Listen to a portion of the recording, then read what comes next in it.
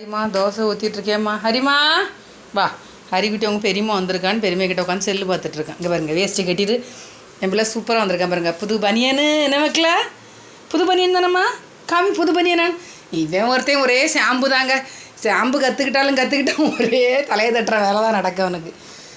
நீ பிள்ளைக்கு தோசை ஊற்றுறேங்க. அபிமாவுக்கும் ஹரிக்குட்டிக்கும் தோசை.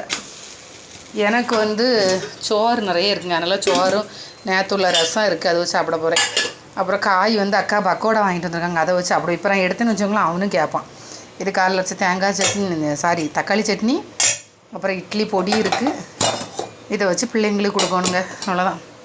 இங்கே பாரு தங்கம்மா, இங்கே பார், வேஸ்ட்டே காமி, ஃபுல்லாக காமி, இங்கே பாரு. சூப்பராக இருக்குது என் பிள்ளைக்கு.